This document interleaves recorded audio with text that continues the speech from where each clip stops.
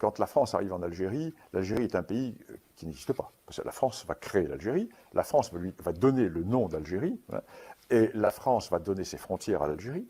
La France va unifier des populations qui étaient absolument disparates, qui n'avaient pas de destin commun.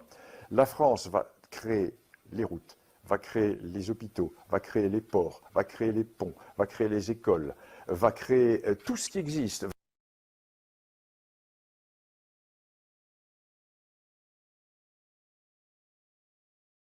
C'est pour dire que l'Algérie, la France ne l'a pas colonisée, elle l'a faite.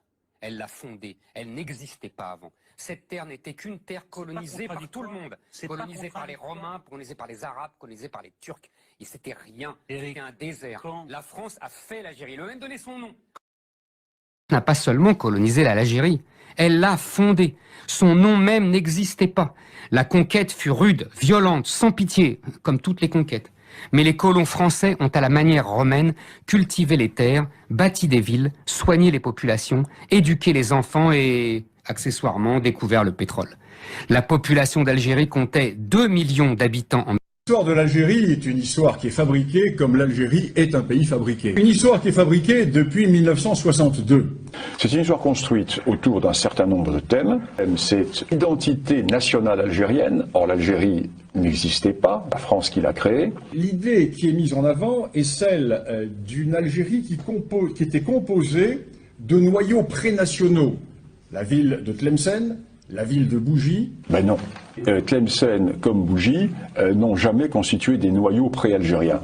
Pourquoi Bougie et Tlemcen n'ont-elles pas créé l'Algérie quand Fès et Marrakech créaient l'Empire marocain? Voilà. À l'ouest et à l'est, il y avait deux entités politiques qui étaient fortes. Et Bougie à l'est et Tlemcen à l'ouest ne vont avoir d'autonomie que quand Tunis ou le Maroc seront faibles. Tlemcen vit et survit en fonction de la politique marocaine qui, elle, s'exerce dans le cadre d'un État. Vous savez que le Maroc a créé un empire, et le Maroc, à partir de Fès et de Marrakech, va créer tous les empires almoravides, l'empire almohade, les mérinides, etc. Et là encore, c'est un grand complexe que nourrissent les Algériens. Parce que les Algériens le savent, ça. Ils savent qu'ils n'ont jamais constitué d'État. Alors, sur l'Algérie, d'abord, il faut savoir une chose, c'est que l'Algérie, ça n'existe pas. Historiquement, comme pour Marx, comme pour Hegel, comme pour tous les gens qui se sont penchés sur l'histoire de l'Afrique du Nord, l'Algérie n'a jamais existé. L'Algérie, c'est la France qui l'a créée, de par la... Je sais ce qui s'est passé ici. La France considère que dans toute l'Algérie, il n'y a qu'une seule catégorie d'habitants. Il n'y a que des Français à part... Parce que tant que l'on n'aura pas purifié l'histoire, l'on ne pourra pas avancer. Parce que entre la France et l'Algérie, tout est dans le non-dit, dans le psychanalytique, dans le psychologique. Les Algériens savent qu'ils mentent en racontant leur fausse histoire.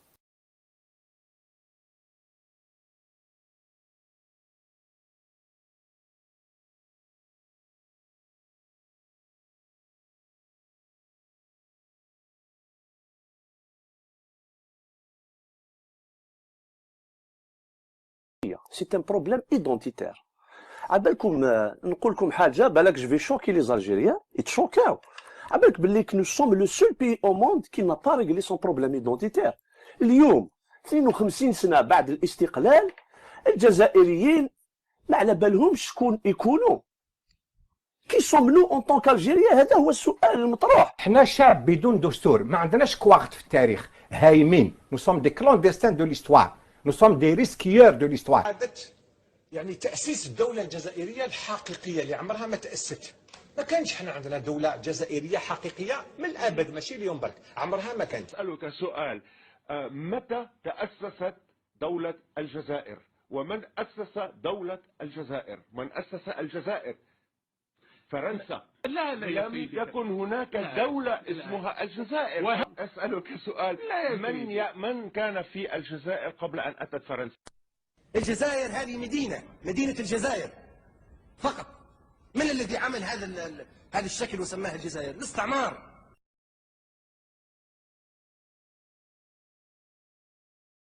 Il n'a jamais existé d'État algérien. Il y a eu des tentatives à plusieurs reprises. L'Algérie a été une colonie occupée par plusieurs États successifs.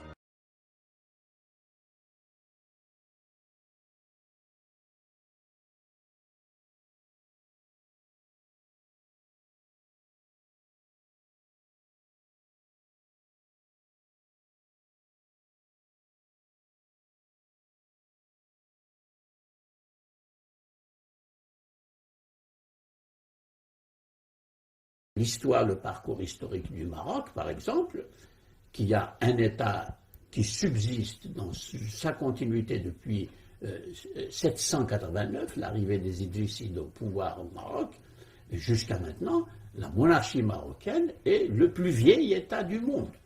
Alors qu'à côté, l'Algérie n'a pas une telle continuité de l'État. Il y a eu des États éphémères sur le territoire algérien, qui ont duré peu de temps, et puis il y a des dynasties qui se succèdent, etc. On ne peut pas désigner un État avec la continuité que nous avons au Maroc. En Tunisie, il y a eu une continuité un peu plus forte, mais pas non plus au niveau etc. Ce qui se passe, c'est que les Algériens ont voulu se vendre un modèle qui ne correspond pas à la factualité, qui ne correspond pas aux faits, qui ne correspond pas à la réalité. Tu es forcément perdant quand ta vision ne correspond pas à la réalité. Donc qu'est-ce qui se passe? Quand les Français sont partis en 62, ils se sont dit, bon voilà, il y a eu une occupation française, alors qu'en 62, il n'y a personne, je prétends, il n'y a personne qui vivait en Algérie, qui avait plus que 130 ans, qui avait connu l'avant-France. Tous les Algériens parlaient français. Il n'y a personne qui connaissait quelqu'un qui avait vu, ou qui connaissait quelqu'un qui a connu quelqu'un qui a vu l'avant, n'est-ce pas? Donc, c'était une tranche d'histoire. C'était une tranche d'histoire. Et qu'est-ce qui se passe? On s'est dit, on va nier cette tranche d'histoire-là, et on va revenir comme on était avant. Mais si on avait voulu vraiment être conséquent et revenir avant, il aurait fallu rappeler les Turcs et leur dire, venez reprendre votre pays, venez reprendre votre protectorat. Donc, on a essayé de rentrer dans une phase complètement schizophrène, où quelque part on voulait revenir ce qu'on était avant, mais en fait on n'était rien avant.